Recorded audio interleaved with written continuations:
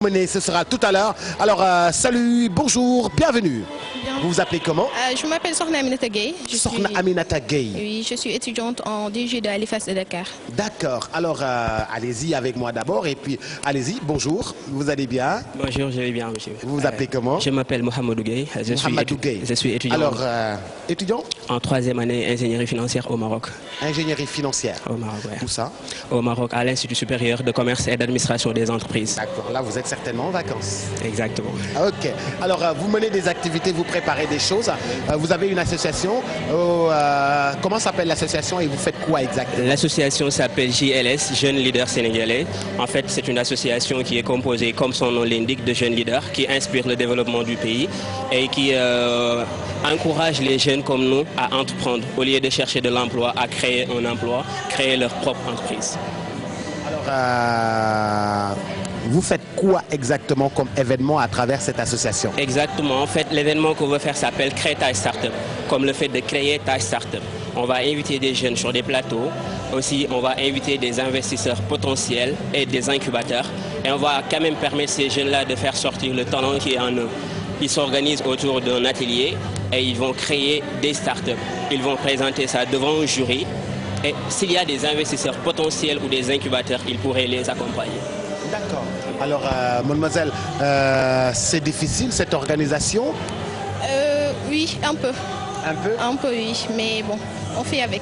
D'accord. Alors, comment est-ce que ça se passe concrètement pour vous? Le CRETA aura lieu les 5, 6 et 7 août. Ça durera tout un week-end, du vendredi au dimanche, à l'IAM de Dakar, Mermoz. D'accord. Il y aura le vendredi, samedi et dimanche. Le vendredi, les porteurs de projet vont venir, ils vont présenter le projet. Il y aura un jury et un public. Après, le jury va sélectionner des projets. Avec ces 10 projets, nous allons essayer de former des ateliers. Et avec ces ateliers, nous allons travailler pendant tout le week-end, du vendredi au dimanche. Le dimanche, ils vont présenter leur produit fini. Et les 3 meilleurs seront incubés par les incubateurs qui sont sur place.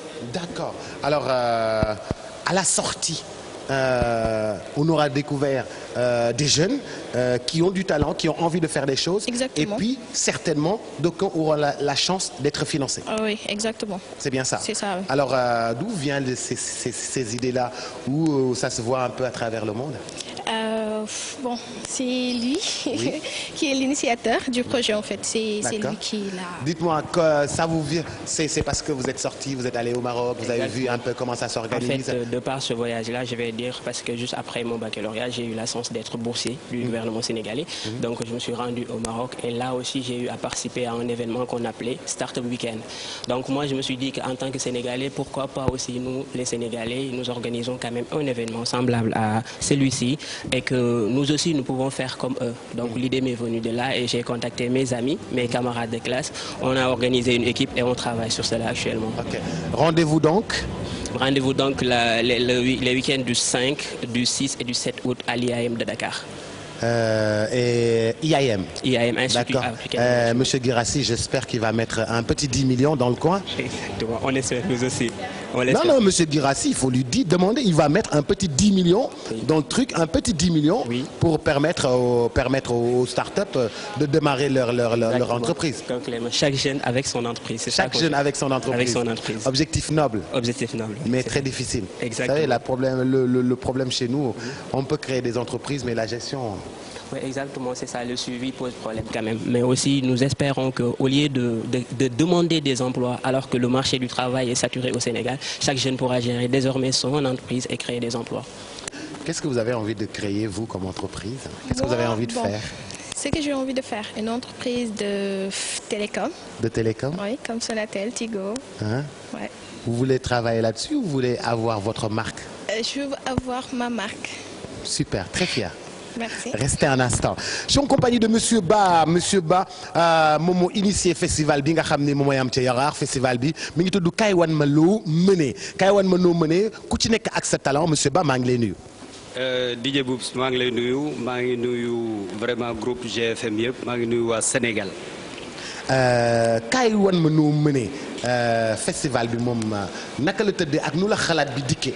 Voilà, festival Won Ma Ni Nga Mëne vraiment ñoo ngi ci woo waa Sénégal yëpp Won Ma Ni Nga Mëne ci lépp lu sa xel di nàcc wala lépp lu sa xel di màcc te vraiment nga bëgg a tekki ci loolu ëllëg bëgg ko def métier te loolu dagan te loolu yoon santaane ko won ma ni nga mëne muy nekk ci woy ci fecc ci art plasticien ci nasper ci njàmbasseur vraiment sama doom sama jabar won ma ni nga mëne donc ñu ngi ko bëgg a defee ci parc de Hann ak tableau ferraille ci ñetti bés vendredi samedi dimanche prochain du 29 au 31 vraiment won ma ni nga mëne won ma ni nga mëne boobu donc ci ñetti bés la ci ñetti pàcc la dinañ ci am chant musique percussion danse wante nag dinañ ci am aussi benn panel théâtre voilà am na théâtre vraiment lépp loo xalaat te sa xel di naaj ci loolu te nga bëgg def métier vraiment ñu ngi lay woo pour que nga ñëw wan nga ni nga mëne donc ñëpp a ci bokk mu nekk nitu diine yi wan ma ni nga mëne ci mën a nodd ci mën a tari alxuraan ca bésu àjjuma ba ñun ñëpp dañuy daje tableau ferraille mais nag am na lu tax ñu naan que festival bi c'est un festival des arts et des métiers pour une culture de l'émergence.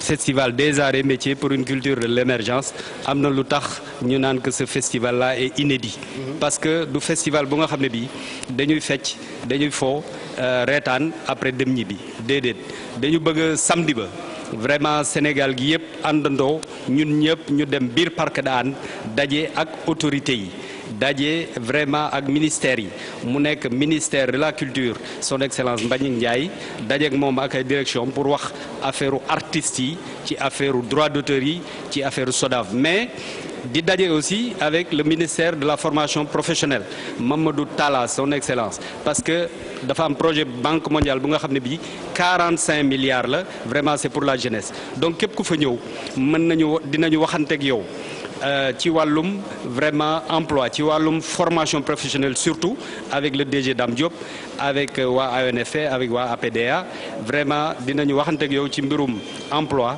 ci mbirum entrepreneuriat ci mbirum financement loolu am solo mais ministre Omar Gueye de la pêche tamit comme commune de Hann Bel-Air vraiment dëkku mool la dina ñëw waxtaan ak sunu mbokk mool yi sur la modernisation de la pêche sur les opportunités te loolu encore vraiment sunu mbokk sunu xarit mu nekk son excellence Youssou Ndour ñoo ngi koy woo en tant que panéliste bu ñu demee ba ci guddi gi nag c'est la nuit de la parole mooy képp ku mën a taasu képp ku mën a taalif képp ku mën a poésie képp ku mën a humour vraiment DJ Boubs yow sa bopp ñoo ngi lay woo ca bés ba ca dimanche ba nag vraiment c'est les troupes traditionnelles képp ku am sa bool wala sa leket wala sa riiti ngay Pula Fuuta ngay njaago ngay joolaa vraiment kaay woon ma ni nga mëne kaay woon ma ni nga mëne boobu vraiment jëluñu ko ni comme pour répondre ci sa question bi ñuy doota door non c'est en droite ligne avec la vision du président de la République.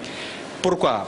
Parce que dans le PSE il y a 3 axes majeurs moom mooy transformation structurelle de l'économie moom mooy renforcement du capital humain moom mooy gestion sobre et vertueuse te soo xoolee renforcement du capital humain loolu moom moo tax ñu indi waa ministère de la formation professionnelle et de l'artisanat pour renforcer la formation professionnelle boo demee ci bépp famille ci bépp quartier ci bépp gox vraiment kii di maçon bi kii di électricien bi kii di nappkat bi kii di bijoutier kii di tëgg bi ñoom ñëpp ay artisans la donc ñoom ñu ngi leen woo pour que dialogue bii ñuy wax dafa war a am dialogue avec les quartiers dialogue avec la jeunesse waxtaan ci seen biir waxtaan échange weccoo ak kilifa yi weccoo ak waa dëkk kilifa yi ñëw weccoo ak waa dëkk bi ñu daal di toog ñoom ñëpp waxtaan xool des voies et moyens yi nga xam ni mën a pousser ñëpp jëm ci kanam maanaam yoonu émergence vraiment résumé bi gën a rafet di bañ a fàtte rek ajjuma bi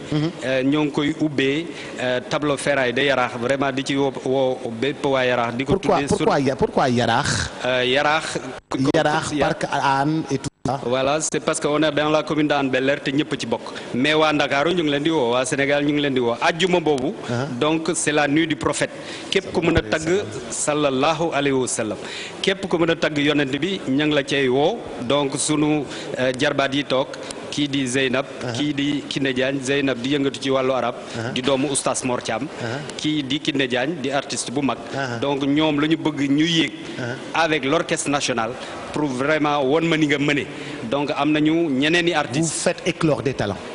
C'est l'éclosion des talents. L'éclosion C'est vraiment des c'est talents. l'épanouissement aussi des vocations. Merci Si ta beaucoup. passion montre ton art vraiment DJ Boubs ñoo ngi la ciy woo. Merci. di la ñaan dernière doléance rek kenn ci ñoom yuuxu 5 secondes. bu ngeen su ko ci mën a yuuxu baaxul bàyyil way moo baax yuuxu baaxul yuuxu baaxul. rabbul arshi ya'lamu anna qalbi yuhibbuka ya amin allahi ahmad. ndeysaan. wan ma ni nga mëne festival kaay wan ma ni nga mëne wan ma ni nga mëne festival kaay wan ñu ni nga mëne ñëpp la ñuy woo. du yomb. mais grand yow bokkuloo ci ko. amul pa amul imam amul religieux. ñëpp a ngi ci biir won ma ni nga mëne. Merci beaucoup en tout cas l'éclosion des talents ce sera bien sûr.